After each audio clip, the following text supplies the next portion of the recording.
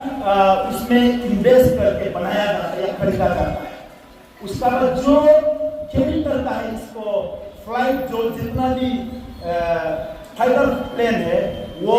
कोई मामूली प्लेन नहीं है जो हमारा 50 लाख से मिलेगा। तो कहीं एक फंड इकट्ठा करके या एमपीयू का फंड इकट्ठा करके मुश्किल से खरीदता है, इतना महंगा है वो, उससे इतना ऊंचाई में जाके इतना दूर का जो तो 300, 400, 200, 100 किलोमीटर दूर से बटन फिर दबाता है टारगेट फिक्स करके, वो अपने आप जाके मिसाइल कहाँ है घूम के फिर वहां में डिवास्ट करता है। ये और तिरंगा यात्रा क्यों लिखा गया है? तिरंगा को हम जब भी चढ़ाते सवेरे बिल्कुल सैल्यूट मार के, उसका बाद जब हम उतरते हैं रिट्रीट सेरेमनी बोलते हैं, जो शाम को हम उतरते हैं तो भी हम पहले सैल्यूट मारेंगे, आपको मैं उतरने जा रहा हूँ, दिल में बोलता नहीं है मुझसे, तो जाके पहले ऑनर करें क्योंकि वो कोई मामूली फ्लैग नहीं है, वो हमारा देश का शान है, उनको सम्मान देना चाहिए। वो हमारा चाहे प्राइम मिनिस्टर, प्रेसिडेंट, चाहे हमारा ईरिंग साहब हो, चाहे कोई भी हो, चाहे हमारा जेपीएम मैडम हो,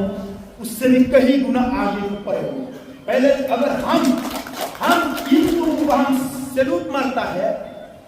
तो क्यों नहीं मारेंगे हम तिरंगा को कहीं भी गिरते हुए नजर आता है, उनको तिरंगा बहुत ही इज्जत देना चाहिए। हम तिरंगा ऐसे नहीं है, तिरंगा नहीं है तो देश नहीं है, हम विद्वान बन जाएंगे, ये ध्यान रखना। तो इसीलिए ये तिरंगा का छतरी का अंदर हम बैठ के जो हम यहाँ इकट्ठा हुआ है, ये जाहिर करता है हमारा पास एकता है, हमारा पास एकता है। और हम एकता के साथ हम बॉर्डर में बैठे हुए फौजियों को, बॉर्डर में रहने वाले, फाइट करने वाले, हमारे लड़ने वाले लड़ाकों को हम छोटा से ऐसे समूह यहाँ इकट्ठित होकर हम एक मैसेज जाके वहां पे, तो उससे उनका मनोबल बढ़ जाता है। क्योंकि मैं उनमें से एक था और गुजरात बॉर्डर से लेके एलओसी लाइन ऑफ कंट्रोल का बात करें, शायद जितना भी रिटायर फोर्स है इसमें से बहुत हद तक, बहुत गहराई तक जानने वालों में से मैं एक हूँ। ये नहीं बोल रहा मैं अकेला जानता हूँ, नहीं, शायद मैं ज्यादा जानने वालों में से एक मेरा नाम होगा, क्योंकि मैं बीएसएफ बॉर्डर सिक्योरिटी फोर्स, इसका बार पाकिस्तान का बारे में कुछ हद तक, काफी हद तक आगे डुबकी मार चुका है। तो इसके लिए मैं दोबारा आप सबको धन्यवाद देता हूं, और आप जितना भी यहाँ एकत्रित हुए हैं सबको मैं धन्यवाद देता हूं। जब इसी तरह का कोई प्रोग्राम रखेंगे, आप सब हमारे बेझिझक आंख बंद करके हमारे लीडर, जितना भी लीडर से उनका साथ दें, ताकि ये हमारा राष्ट्र की ओर ले जाए हमें, और जिससे हमारा फौज का मनोबल, आर्म फोर्सेस का मनोबल आप हो।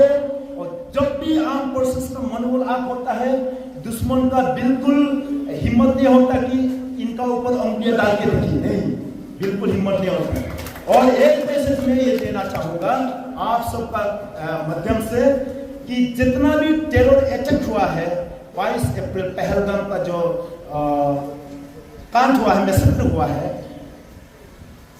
मैं आपका माध्यम से ये अपील करता हूँ हमारे ऑनरेबल प्राइम मिनिस्टर से, कि जितना भी इन्वॉल्व हुआ है वहां पे मारने में या उनको मैसेज देने में, ये सिर्फ आतंकवादी का काम नहीं है। मैं आपको बता रहा हूँ वहां एग्जैक्टली वहां में ग्राउंड सिचुएशन क्या है, वो कोई दुकानदार होगा, वहां कोई लोकल आदमी भी होंगे जो उनका साथ देने वाला है। लेकिन मैं ये नहीं बोल रहा कश्मीरी खराब है, कश्मीरी आतंकवादी नहीं, गलती से भी नहीं बोलना, कश्मीरी हिंदुस्तानी है,